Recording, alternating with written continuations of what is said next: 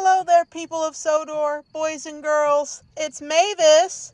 Merry Christmas! Today, I'm going to be reading my all-time favorite, a Christmas classic, the story of Rudolph the Red-Nosed Reindeer. Sit back, stay warm in the shed, grab a warm blanket, enjoy some Christmas cookies, and let's get started. Rudolph the Red-Nosed Reindeer. 'Twas the day before Christmas, and all through the hills the reindeer were playing, enjoying their spills, while every so often they stopped to call names at one little deer not allowed in their games. "Ha ha! Look at Rudolph, his nose is a sight! It's red as a beet, twice as big, twice as bright." While Rudolph just cried. What else could he do? He knew that the things they were saying were true. Where most reindeers' noses are brownish and tiny, poor Rudolph's was red, very large and quite shiny. In daylight it sparkled. At night time it glowed like the eyes of a cat. Poor Rudolph. The other reindeer are not nice, aren't they? They deserve the wrath of my exhaust now, don't they? Like this. That'll teach them a lesson. Although he was lonesome, he was always good, obeying his parents as good reindeer should. That's why on this day, Rudolph almost felt playful. He hoped that from Santa, soon driving his sleigh full of presents and candy and dollies and toys, for good little animals, good girls and boys, he'd get just as much as the happier, handsomer reindeer who teased him. So as night and the fog hit the world in a hood, he went to bed, hopeful. He knew he'd been good. While way up north, on this same foggy night, old Santa was packing his sleigh for its flight. "This fog," he called out, "will be hard to get through." He shook his round head, and his tummy shook too. Without any stars or a moon as our compass, this extra dark night is quite likely to swamp us. To keep from collisions, we'll have to fly slow. To see where we're going, we'll have to fly low. We'll steer by the street lamps and houses tonight, in order to finish before it gets light. Just think how the boys and girls' hopes would be shaken if we didn't reach them before they awaken. Come Dasher, come Dancer, come Prancer and Vixen, come Comet, come Cupid, come Donner and Blitzen. Be quick with your suppers, get hitched in a hurry. You too will find fog a delay and a worry. And Santa was right, as he usually is. The fog was as thick as a soda's white fizz. He tangled in treetops again and again, and barely missed hitting a huge speeding plane. Just not getting lost needed all Santa's skill, with street signs and numbers more difficult still. He made good speed, with much twisting and turning, as long as the street lamps and house lights were burning. At each house, first checking what might people live there, he'd quickly pick out the right presents to give there. But lights will be out after midnight, he said, for most parents have then gone to bed. Because it might wake them, a match was denied him. Oh my, how he wished for just one star to guide him. Through dark streets and houses old Santa did poorly. He picked the presents more slowly, less surely. He really was worried, for what could he do if folks started waking before he was through? The night was still foggy and not at all clear when Santa arrived at the home of the deer. Onto the roof, with the clouds all around it, he searched for the chimney and finally found it.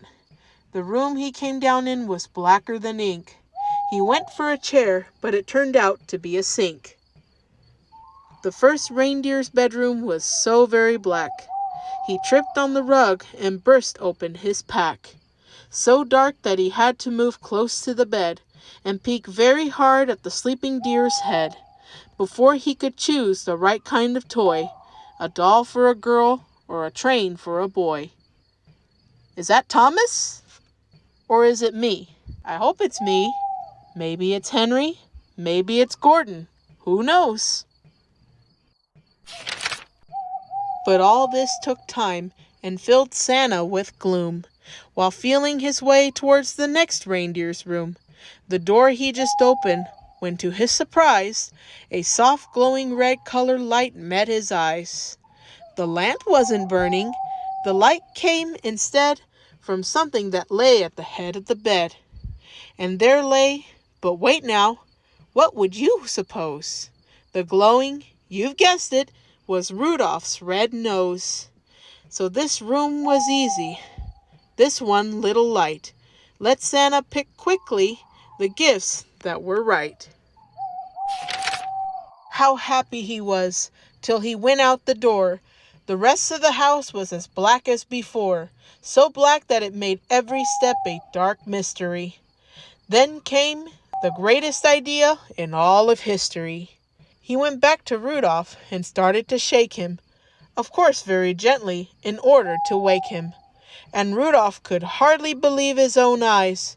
You can just imagine his joy and surprise at seeing who stood there, a paw's length away, and told of the darkness and fog and delay, and Santa's great worry that children might awaken before his complete Christmas trip had been taken. And you, he told Rudolph, may yet save the day. Your bright shining nose, son, can show us the way. I need you, young fellow, to help me tonight, to lead all my dear on the rest of our flight. And Rudolph broke out into such a grin, it almost connected his ears and his chin. He scribbled a note to his folks in a hurry. I've gone to help Santa, he wrote, don't worry. Meet me in my sleigh on the lawn. You'd stick in the chimney, and flash, he was gone. So Rudolph pranced out the door very happily, and took his proud place at the head of the sleigh. The rest of the night, well, what would you guess? Old Santa's idea was a brilliant success. And brilliant was almost no word for the way that Rudolph directed the deer and the sleigh. In spite of the fog, they flew quickly and low, and made such good use of the wonderful glow that shone out from Rudolph at every intersection, that not even once did they lose their direction. At all of the houses and streets with the sign on them, the sleigh flew real low so Rudolph could shine on them. To tell who lived where, and just what to give whom, they'd stop by each window and peek in the room. Old Santa knew always which children were good, and minded their parents and ate as they should. So Santa would pick out the gift that was right, with Rudolph close by, making just enough light. It all went so fast that before it was day, the very last present was given away. The very last stocking was filled to the top, just as the sun was preparing to pop. The sun woke the reindeer in Rudolph's hometown. They found the short message that he'd written down, then gathered outside to wait his return. And they were surprised and excited to learn that Rudolph, the ugliest deer of them all, Rudolph the red-nosed, bashful and small, the funny-faced fellow they always called names, and practically never allowed in their games, was now to be envied by all, far and near, for no greater honor can come to a deer than riding with Santa and guiding his sleigh, the number one job on the number one day. The sleigh and its reindeer soon came into view, and Rudolph still led them as downward they flew.